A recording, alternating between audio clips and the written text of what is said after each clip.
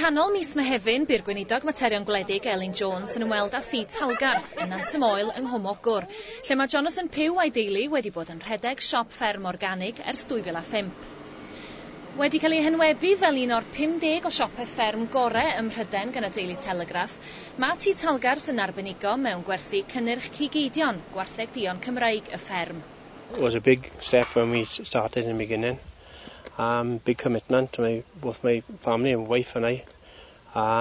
We spend a lot of hours in the shop, and but it's very, very nice to see your own produce being sold and happy customers coming back on a regular basis to repurchase the product.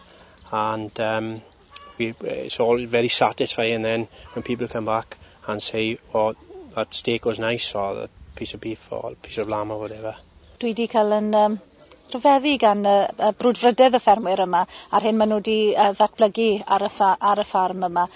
Datblygu o fod yn cadw defyd mynydd Cymreig a hefyd cig eidon Cymreig hefyd. A maen nhw wedi datblygu busnes ffyniannus iawn ac mae dyn nhw gynlluniau hefyd i ehangu i'r dyfodol, ac mae'n braf weld y math frwdfrydedd ymysg rhai o'n ffermwyr ni.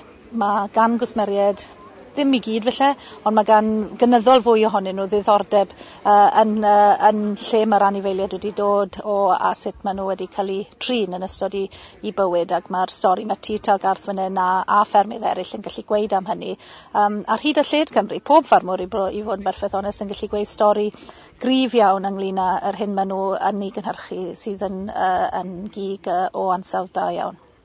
Roedd ymweliad y gweinidog a thŷ Talgarth yn cyd-fynd â lansiad cwmni Welsh Black Wales, grŵp cydweithredol o 6 ffermwyr gan gynnwys Jonathan Pugh, sydd eisoes wedi dechrau cynhyrchu byrgyrs cigeidion y gwartheg dion i Tesco, o dan faner cwmni'r Really Welsh. We're all organic and we're all keeping Welsh Black cattle. Basically to find a premium market for our Welsh Black beef. Again, similar along the lines of the shop, we didn't want the Welsh Black beef being lost in the commodity market and losing the name and status of the product. We're looking at markets such as beef burgers, organic pies. We got total integrity with the product. We know exactly which way it's been produced, fed, transport, the slaughtering aspect. We've got total control on the whole business.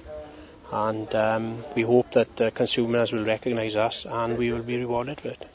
Mae'r grŵp o ffermwyr hyn wedi dod i dau gilydd o dan y cynllun agrisgop sy'n cael ei redeg gyda'r cynulliad drwy menter y busnes yn Aberystwyth.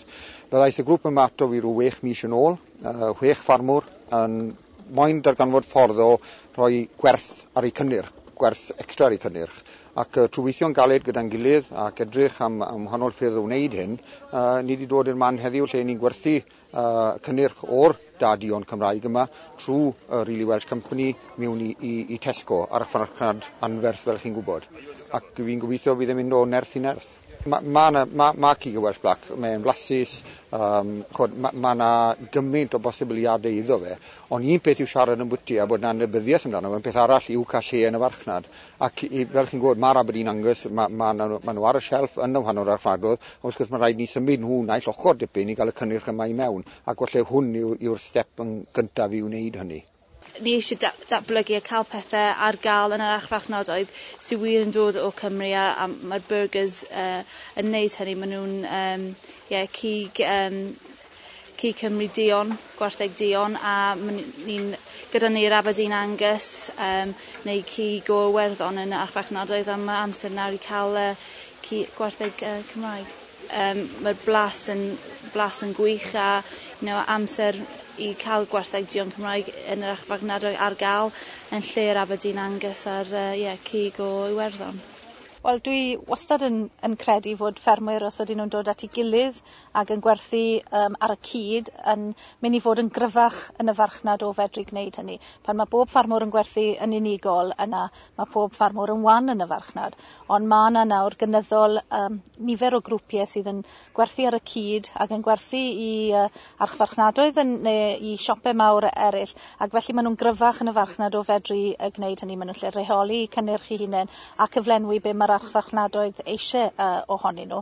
A dyna be ni'n weld fan hyn gyda agrisgop wedi rhoi cefnogaeth i hyrwyddo datblygiad y grŵp yma o ffermwyr sy'n gwerthu cigeidon di Cymreig, gwerthu hynny nawr o dan frand really Welsh sy'n frand cynyddol sy'n cryfau yn y farchnad ac yn gwerthu beef burgers nawr yn gyntaf ar gyfer Tesco ond falle neu hangach na hynny hefyd. Ac mae hynna'n dda iawn i weld cigeidon di Cymreig yna fel beef burger yn mynd i fod ar silffoedd Tesco dan really Welsh yn y dyfodol agos.